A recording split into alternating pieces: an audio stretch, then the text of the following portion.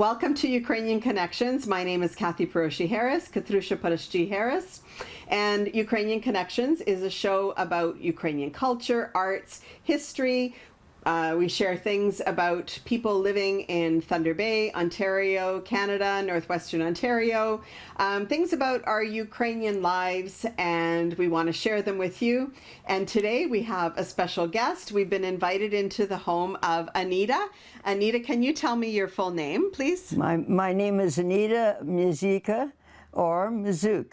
Mizook. Okay, so it depends on where you grew up, and what the schools wanted to hear is what how you pronounced your last name. So can you tell me where you were born and when? I was born in Fort William on the second last street in the East End. It was called McBain Street, and I know the number. And I went to Ogden School. And I remember the earliest years that I could start with is age 4. Age 4. When my sister was born, whose picture is up on the wall there with me. Okay. And so she was 4 years younger than I was. What year were you born? I was born in June 1921. So how old does that make you today? And we're filming this right now in October 2024. I'm 103, and let me see, about 3 months, 103 years and 3 months. This is incredible, incredible. Yes, and you have thank God, yes. Yes, and you have an incredible memory. Yes, I do. I've been told that. Yes. So you were born in Canada, yes, but your parents came from Ukraine. Yes, they did. Do you remember anything about the information of when they came and where they came from? Well, I can't, two villages stand out in my mind when I used to write letters for my mother. Domanyetsky and Storozhinets, and I have an atlas, and I marked it on the map where they were when my vision was good and I could see. But now I can't even see it. I have to ask someone else to look for it. Mm-hmm. Okay. And that is the memories that I have of where my mother came from. Should be from that area. Okay, okay. And my dad too. Okay. Oh, my dad came from Austria. From the place, the city was called, or village, in Totri, but I could not find that on the map, so I don't know if anybody else could. Okay, maybe somebody watching the show knows any more details on that. Yes, I would like that. I would like to know more. I knew more about my mother, where she came from, but not so much about my dad. Okay, and so I have a note here that your dad was born in 1881 and he came to Canada in 1907. Yes. And your mother came in 1913. She was born in 1888. Yes, yeah, that's right. So did they know each other in Ukraine, or did they meet? No, my mother was brought over. Her brothers paid for her fare to come to Canada because they needed more domestic help, and because a lot of the men were working in the bush camps and living in boarding houses, and she came over, and her 2 brothers brought her over, and they left back for Ukraine, and she got left in Canada. And my dad married her. Okay. Yeah. Wow. Wow. Do you know anything about their life here in Canada?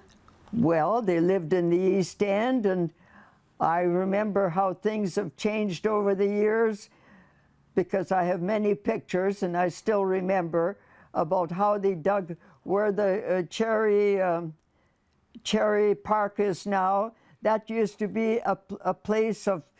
We used to go and pick blueberries and cranberries there at one time, and then they picked up all the roots out of the earth that were left from when they cut down the trees, I guess years before, and they used that for firewood. Mm-hmm. And how things have changed from pieces of roots and buying cordwood. And then into what it is now at the present day. We have electricity and gas and everything to cook with. Little did I know that I was going to see all this, and little do everyone today knows how they first started out to cook with little bits of wood and everything, and So when you were growing up, did you have running water in your house? yes, we did. Yes, Okay. we did in the East End. But when I went to Ogden School, and from Ogden School, my father heard that there was a farm being sold, so he sold the house, and we moved to the Scoville East Township, which is about 4 miles away from the cheese factory. And I was 11 years old, and we didn't move because my mother wanted us to finish off our schooling in June. And I moved there at the age of 11. And I had 3 more years there.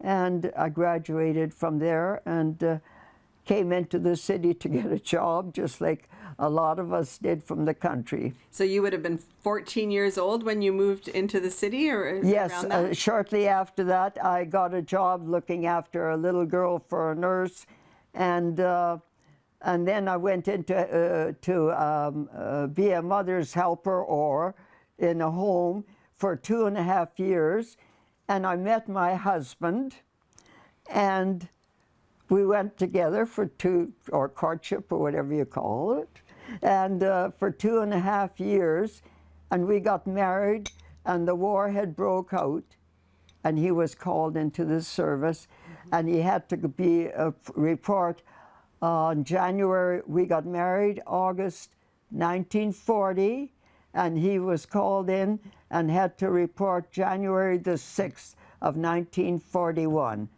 But I want to tell you how I met my husband. So how did you meet him? We were both asked to be godparents for the family that I stayed with, and they had a little boy, and they were going to have him baptized, and so they asked, you had to have 2 sets of godparents. So I didn't meet him till the Sunday morning we were going to church, and from that day on, we went together for 2.5 years, and then we got married. It was meant to be. Wow. Yes, it was. It was. Yes. So tell me about your wedding. We just got married in a manse. Okay. A lot of, even some of my friends, because it was the war years, the war was already on, and a lot of us just went to the manse and got married. And that was all we had. Although I was dressed in, I've still got my wedding dress, but I mean, we didn't go to church. We just went to the manse and got married, and then we knew that he was going in January. In January. So we had no wedding. So I knew when you brought me that, what is it, Kuravai? Kuravai, yeah. Okay. I knew that they only gave those at weddings and anniversaries. And so it was such a surprise and meant so much, because that's something we never had at our wedding. It was, yeah, you had to get married fast. So just for those of you in Ukrainian Connections watching the show, when Anita turned 100, Thunder Bay's Ukrainian Korovai Collective made Anita a Korovai for her birthday, but it was her first Korovai because she didn't get one at her wedding. No, yeah. So we're going to take a break right now, and we'll be right back to Ukrainian Connections.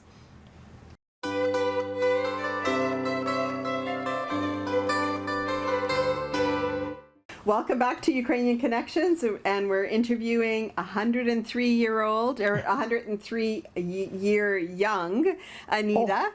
And we were just talking about her past, and she did hand me a little book here that it was her mother's from 1914, which is a little religious prayer book, as well as a Ukrainian dictionary, also from 1917. And interesting, this has Ukrainsky slova, as well as, so it has Ukrainian words as well as Ruthenian. Which is really cool, because Ruthenians are the area of Western Ukraine where they're almost a different a different connection culturally, and I know a lot of the churches in Canada were Ruthenian because they were from Western Ukraine, and then they were called Ukrainian. So it's almost like a section, a part of Ukraine. So it's kind of captured in this dictionary alone, which is very cool. So you grew up during the Depression.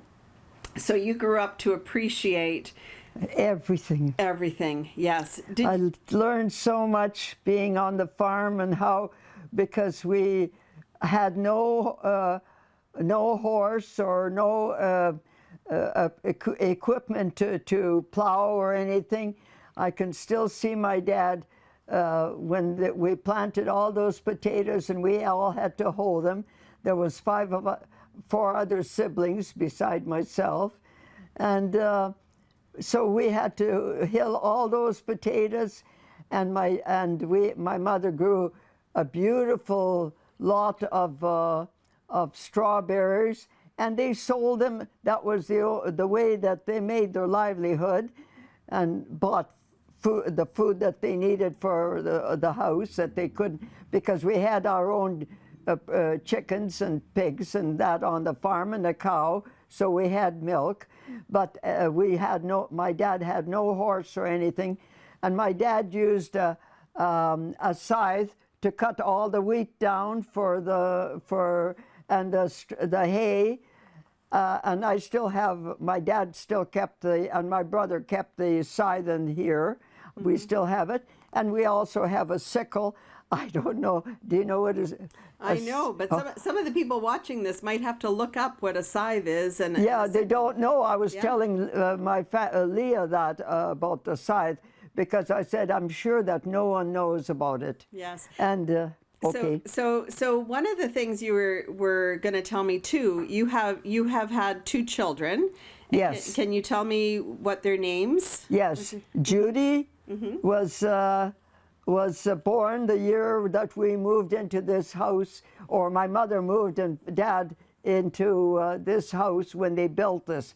Mm-hmm. It was their dream home. Mm-hmm. They saved, as immigrants, even on the farm, they saved that little bit of money, because my father was a laborer and worked in town all week. Mm-hmm. And they managed to buy this lot and have this home built. And it's been a family home up until now. Mm-hmm. And so that was when I moved into town, because I went into labor. Oh boy. And Judy was being born. Uh-huh. And she was only a premature at 4 pounds and 9 ounces. Wow. So I just looked into that lovely eyes. Mm-hmm. Mm-hmm. So she was so tiny. So tiny. Uh-huh, uh-huh, uh-huh. That I was almost scared to bath her. Mm-hmm. But she grew up. Oh yes, and then we had a son who was born 5 years later, and his name is Michael, and he lives down east, and he has a son. So that his son and Leah are cousins. Yes, cousins. Yes, that's right. Because Maya's not.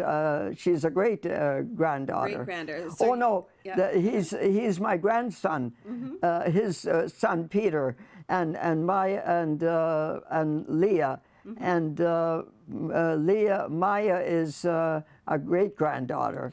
So your daughter, she passed away. Yes.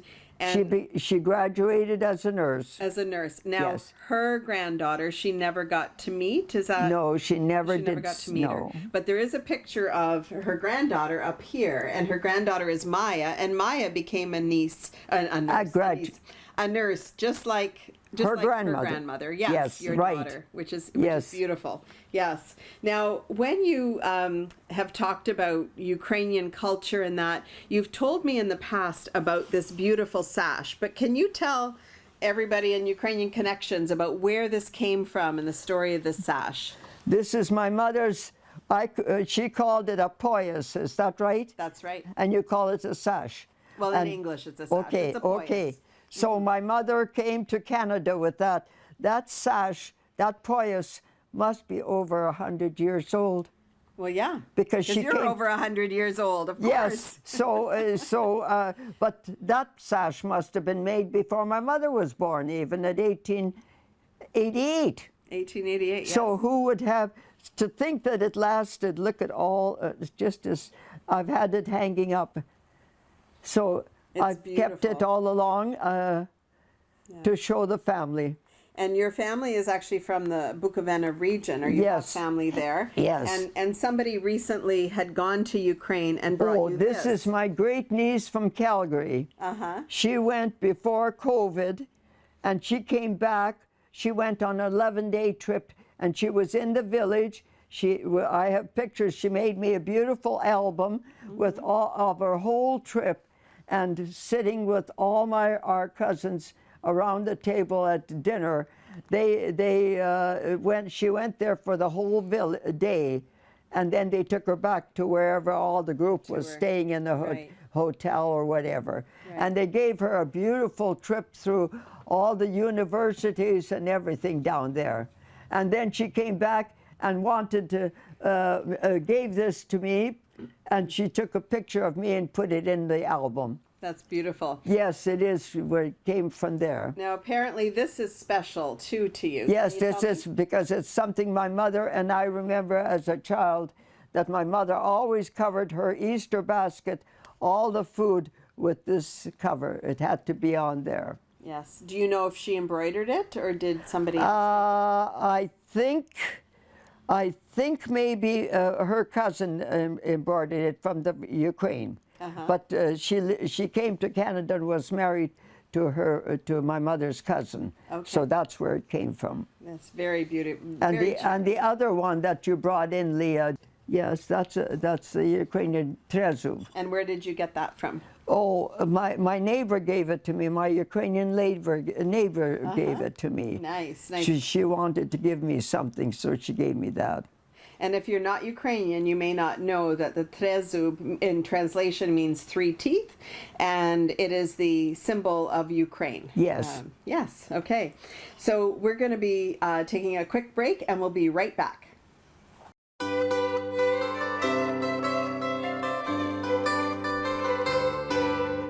Welcome back to Ukrainian Connections. And Anita, you're going to tell me a little bit about your house and how it was built. When we moved out there, there was a log house, but there was no floor in there. And we had to go in, or my dad would get the green boughs off the trees and use that to tie it together, and we'd sweep the wooden floor out, or the earth floor out. And then my father shimpied all these logs, the trees that he cut down, and he built a beautiful home for us out of logs again, with the 2 stories, so that we could have a place upstairs to sleep. And that was I was born or living in a log house. And when we went to school, I wore moccasins in the winter time, because we went to school. We had to be driven by a team of horses on sleigh all the way to the schoolhouse. And when our feet were cold, he would let us run behind the sleigh to get our feet warmed up. But my parents bought us moccasins to keep. So I don't think there were many children wearing moccasins to school. No. But we city children came, or our family came from the city and went out there wearing moccasins to go to school. But in the summertime, or when the weather was good, they drove us by a vehicle. But in the winter, it had to be a sleigh. So this is your wedding picture. Oh, my goodness. And this is an anniversary? Yes, it is. Yes. Do you know what year this is? I think that was our 25th. 25th anniversary. Yes. Okay, wow. Well, I didn't. Where did you get that? So we have Leah's granddaughter and great-granddaughter in the background here. So Anita has a question. Where did you find this photo? She found it between some papers. I didn't even know where it was. It was in amongst some papers at the front door. That's an absolutely gorgeous photo. We'll get a zoom in on that. That's August 9th, 1940. Yes. And your maiden name was Nato. Oh yes, NATO. my Forgot to name talk was about that. yeah. My dad was NATO. NATO, My yes. mother and dad were NATO. Yeah. And you had an interesting document here. This is your mother's Yes, passport. when she came to Canada to work. And I can't read this. It's That's in German, but that was translated by a. Could you read on there what it just said? Yeah. For you. So it says that she was born in 1888, single, and she was from Burbantry, Romania, which the borders of Romania and Ukraine were changing at that time. And her stature was gray eyes and fair hair, and she had no marks. And she was from the village Karsriel Mari. Kuchero Mari. Oh, Kucheri Mari. Okay. It's translated from the German or Austrian in this passport here, which is really a cool document here. It's almost falling apart. Yeah. So when I've met with you before, Anita, you were always interested in telling me about some songs that you wanted us to use for dancing or learning to sing because you really liked them. So sing me one of them about parsley, I think. Okay. It's about vegetables. Tanchuvala rebas rakum, a petrushkas pasternakum, a chibulas chesnekom, a divchinas kozakom.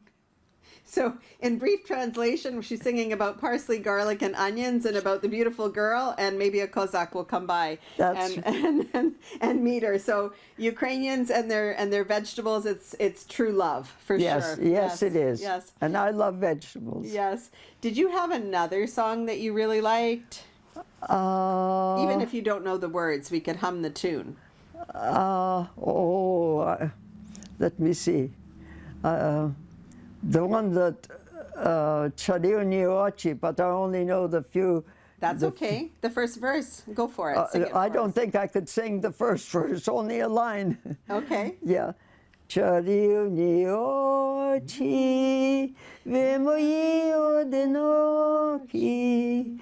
Okay, I don't know the rest. Well, and this is about the dark eyes. This is Yes, like a it is, beautiful, yes. Very romantic song. Yes, it is, yes. Yes, so I can tell that you've loved a life of singing and music. Yes, I did. Yeah. I sang in the choir with my husband. My husband worked, he was been a dancer, and I have pictures of him because he did Ukrainian dancing, and he had a beautiful tenor voice, which he did, and he went to the Ukrainian Hall. It was called the National, and that's where I went and joined the choir with him too. And he was also an actor because they used to have on Sunday evenings like Magnus Theater plays, and it was always filled on Sunday evening. And he was, and he even sang with this other friend of ours who her name was Nato, or Nida. They called themselves Nida. And she had a beautiful voice. He also sang operettas with her. They used to have beautiful plays there.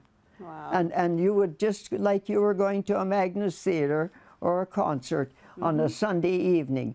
So he did a lot of acting and singing. And he also sang. Ever since our son was born, he's sang in the church choir because my mother and dad were very strong in their faith and took us to that Ukrainian church at Pacific Avenue until we moved out to the farm. And then when we came back, well, of course, then John ended up in the service, and he wasn't out till he got a discharge because of his health reason. And his troop train he got as far as Halifax, but then they sent him back, so they sent him to Three Rivers, Manitoba, to train soldiers instead. And then he got his discharge, and so we ended up going to the United Church because our children didn't speak Ukrainian, and I'm sorry that I didn't teach them. My mother was fluent in Ukrainian, and she had an education in her country before she came here, but I did not. We all knew, but our children, grandchildren. It's hard to teach. It's yes, hard to teach the and language. one minister's wife told me to have one day a week and speak your mother tongue. So I tried that with my son, and he was playing with. In our block, we had every race that you could think of. There was about 6 different ones, and I said to him, "I want to teach you in Ukrainian," and he said, "Mom," he said, "nobody speaks like that." And now he's been picking up the odd word from different people around Toronto. Okay. Yeah.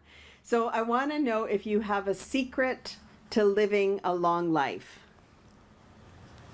Well, I thank God every day for the gift of life, because without Him, He's brought me this far through.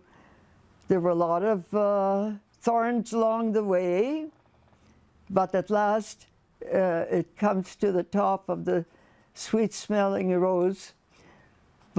And I thank God for my family.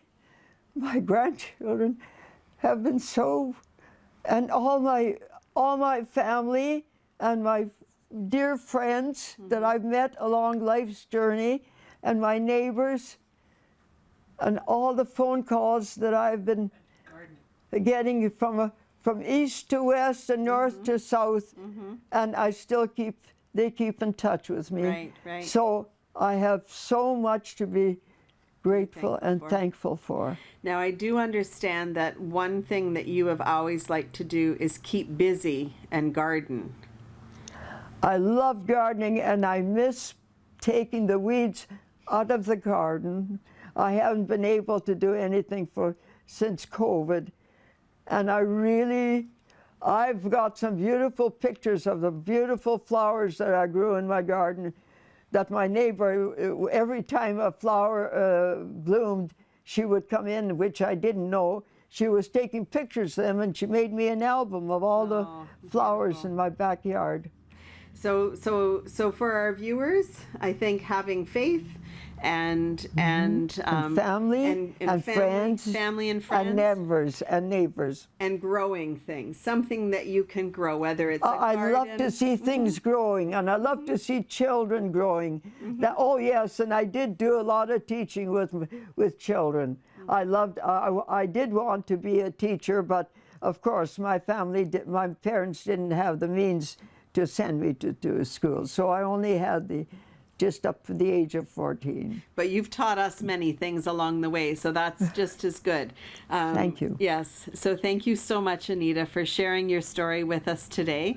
And thank you for joining us on Ukrainian Connections. And Slava Ukraini, Heroyam Slava. Slava Isusu Christu. Slava Naviki. Yeah.